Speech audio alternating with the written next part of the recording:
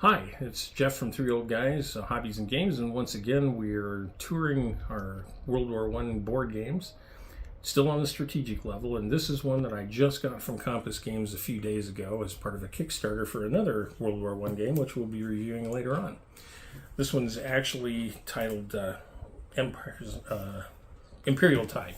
There we go. And I've not seen this one in person before. And it's basically card-driven, area movement, army level kind of stuff. So it's going to be interesting. It says here the map scale is strategic/abstract, which is, it's not really area movement, it's point-to-point movement. I apologize. 1 or 2 players. So this one's got some suitability for solitaire. It's considered high. And this is the game we're going to take a look at. So we're going to go ahead and cut the cellophane.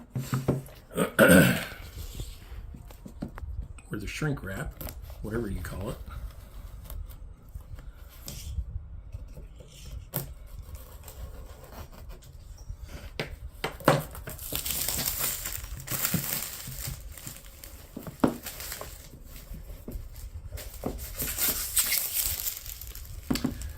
And here's the back of the box, so you can kind of get a feel for what's going on there. As I said, point-to-point movement. You'll note that the rail lines are depicted so that you can cover rail movement as well. I would assume that not all points are connected by rail lines. This just happens to be the picture of northern France, where it was quite heavy. And you can see the event cards, different types of units, and a brief discussion on the back about what this game is really about. So I'm going to go ahead and flip it over and open the box. Again, it's a Compass Games box, so it's quite interesting. Oh, that's interesting. I'm going to show you something on the sides here. We have all the different little flags. We even have some more on this side over here. And on the other side, we've just got pictures of like war posters and things from World War I. So pretty interesting. Interesting box design. Got to give it to Compass. They always do well. We have the usual collection of plastic bags for the unit counters that Compass provides and a couple of 6-sided dice. And we have event cards, apparently broken out by different nationalities. So I'm going to go ahead and open these, though I may regret that decision later. And we're going to take a look at some of the cards in here and see what we can see. There we go.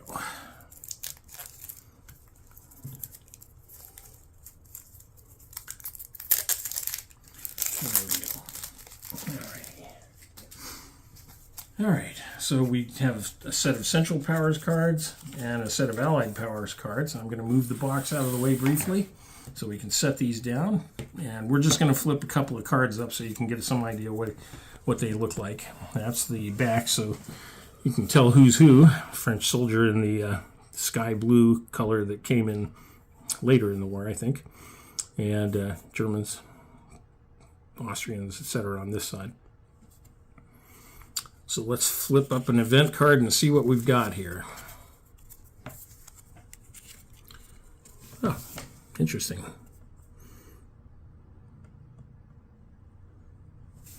And we'll flip up an Allied event card and see what we got here. Ooh, tank offensive. Interesting. It appears that many of these will be more military operational in nature than they are political, and that's interesting in and of itself. This game may focus more on the military than it does the political, which is a little unusual to some degree for some card-driven games. So let's see what else we got here quick. Germans get to play the French mutiny, so I guess there's a little bit going there. Obviously, that's to their benefit. And the fact that the Germans get to play it means the French won't know exactly when it's going to happen. And apparently, for lack of a better term, technological developments are covered as well, since Schutztruppe was a training advance the Germans developed, which later led to Blitzkrieg, of course. And interesting, they get to play the Caucasus Army. That's interesting in and of itself. It looks to me like there's going to be a lot of opportunity to play cards to bamboozle the enemy and confuse them and disrupt their plans. not so much necessarily to improve your own in some cases. So I find that interesting. That makes for a really challenging game, I think. So that seems like a good thing to me. All right, let's move on to some of the other components. We'll set these aside. Hopefully we'll manage to avoid losing any of them while we're doing this. First of all, we'll take a look at the rule book. And we're going to do that fairly briefly. It's a fairly short rule book. It's only got a few pages in here. Let's see. Looks like a total of 15 pages, which is kind of impressive, actually. As usual, we have the high-quality Compass graphic presentation of the rules. Usually the rules are pretty well written, too. You'll find the occasional thing, but they're also very good about answering questions. They're also very good about publishing corrections, counters and cards and things like that from time to time. So if there are any issues that come up that are significant, they will fix them over time. Usually every year they put out a sheet of counters to replace ones that were misprinted or whatever. So while I think these are fairly simple counters and kind of hard to mess up, nonetheless, if there are any errors, they'll take care of it. A lot of illustrations, a lot of examples and that sort of thing that they provide in their rules, and I find that excellent. They're going to explain the different cards and what they mean and how you can use them. And again, it looks to me like rather than blindly drawing events, which is what a lot of card games do at this scale, you're going to be able to control events and introduce things that will mess up the enemy whenever it seems best to you to make it work for your side. You'll note the counters, by the way. We'll get to those in a minute, but you'll note that they have a mobile form and an entrenched form, so that makes things interesting as well. Flipping the page, and again, one of the nice things that Compass Games does with their rules is they do highlight boxes for things that it's really important that you remember. To some degree, these are intended for people who are more familiar with the rules than others, but even an unfamiliar person is going to benefit from having something highlighted, because if a question comes up, you can go right to it, make it visually very easily found. So that's an important plus for their rules. They also provide notes, sometimes historical notes, sometimes why they designed something the way they did. So it's a fairly typical war game. We have a sequence of play, movement, combat, etc., and card play. And again, they provide examples, so how to place units and so on and so forth. So pretty straightforward stuff. They do have aircraft in this game. Again, we'll look at the units here in a moment, but I do believe aircraft are part of that. So different countries can surrender, of course, at various times throughout basically. Turkey was the first to fall, then Bulgaria shortly thereafter, and then Austria collapsed, and then Germany surrendered. So basically that's kind of the way it worked out. But the same thing could also happen to the Allies. Russia collapsed as well and went into revolution. So again. And here's a list of the areas and the rules index so that you can find things fairly quickly. You note they've highlighted the most important items that you'll be looking for. And they have designer's notes, which is kind of cool. So moving past the rules, let's see what else we have in the way of charts and tables here. They've provided an errata sheet already to the game. So again, these are misprints in the rules section or whatever, and usually I just keep the errata sheet available so that I know that it exists. A lot of people write the changes into their rules. I prefer not to do that personally because I don't want to ruin the rules, but and to me, having a bunch of notes hand taken on it tends to distract from the rules themselves.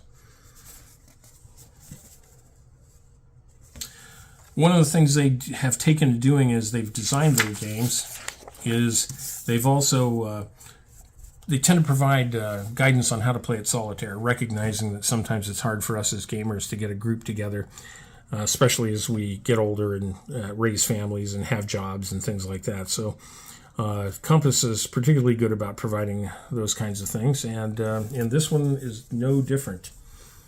They've provided a solitaire aid. to enable you to play this game without a live opponent.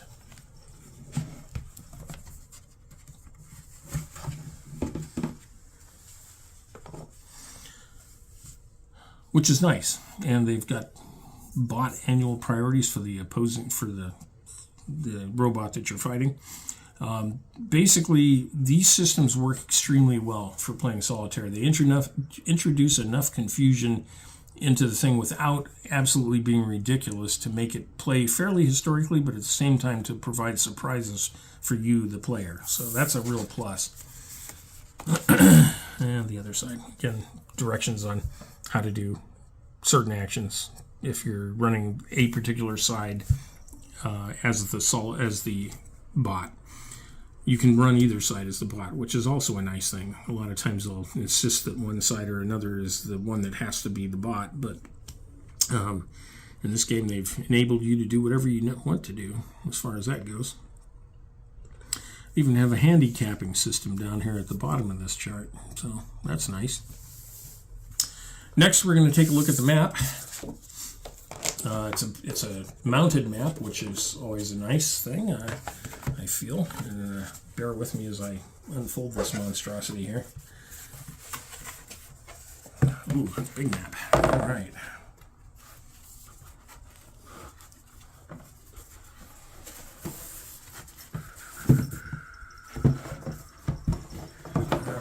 Here we go. As you can see, we're focused on Europe here. We're not worried too much about the colonies or overseas events. We have a Central Powers and an Allied Powers track for resources, and that enables you to increase your armies, air forces, and I don't think navies are going to play much of a role on this one. It seems to be pretty much devoted to ground combat here. So, but there you have it. And next, we're going to take a look at the counters, but I'm going to have to cut some cellophane first before we get there, so I'll let the camera do the pan of the map for a little bit longer here.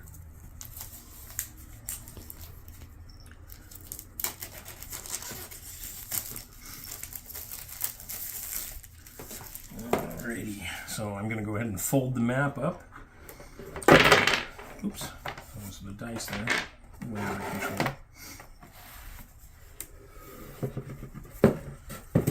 One thing about these mounted maps, you got to be kind of careful because at the folds there's usually just paper holding them together at the key folds, so got to be careful not to rip that. And here's the unit counters. One of the nice things about some of the compass games is large unit counters, which I find helpful now that my vision has begun deteriorating as I get older. And you can see the different nationalities of the armies: Americans, French, Russians, Brits, Belgians, Italians, Greeks, everybody, Romanians. And over here on the Central Power side, Germans, Austrians, Turks, and Bulgarians. It appears that they are change type units. In other words, 4 strength points that you can break down or build up as you desire. And so you'll see 4, 3, 2, and 1. We have various markers here. The resource markers that move along those tracks that we pointed out on the map, and so on. Control markers. I'm guessing on the other side it probably has Allied control. Yep, sure does. So there's the back side of the counters.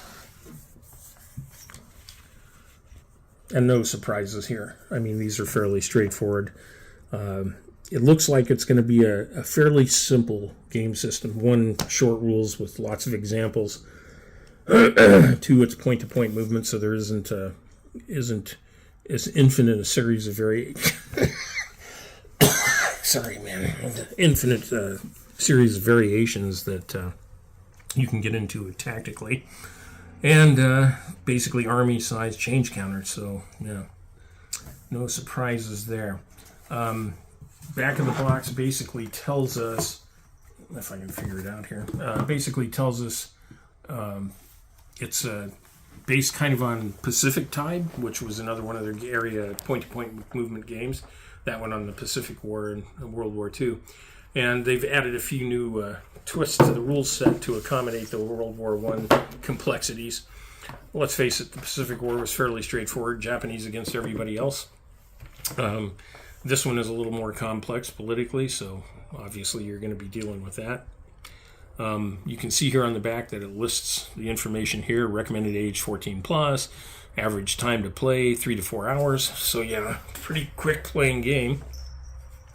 And the components, basically 2 counter sheets. You saw that, 1 map, 1 solitaire play aid, 48 game cards, 3 year cards, and a rules booklet. So yeah, and the year cards, this is an example of a year card here. We didn't find one in our initial card flip. Let me see if I can show one here. Nope. Not seeing it off the top of my head. But basically, that's the game. Again, it's I haven't played it, so I can't really review it yet. We've just unboxed it, but it looks interesting. And I got to tell you, I'm not a huge point-to-point or area movement fan, but this one looks like it will work. And let's face it, the way World War I armies moved and operated, point-to-point might actually work pretty well for this. We'll have to play it and see how it comes out. Since it's solitaire, I can actually do that experiment on my own if I need to. And yeah, I'm thinking this one's kind of interesting for this level of game. We've talked about other strategic games, SPI's Old World War I, and decision games, various changes of that. Look at the camera. So we talk about those kinds of things, but the bottom line is this is a completely different approach from some of the strategic war games that we've looked at. So it might be very interesting to get this one on the table and see how it goes. And that's basically it for the review or unboxing here of Imperial Tide. If you enjoyed this video, please like and subscribe. And if you have any questions or thoughts on this, we'd be happy to hear and answer any comments that you want to make below. We appreciate that. Have a good day, and we'll talk soon.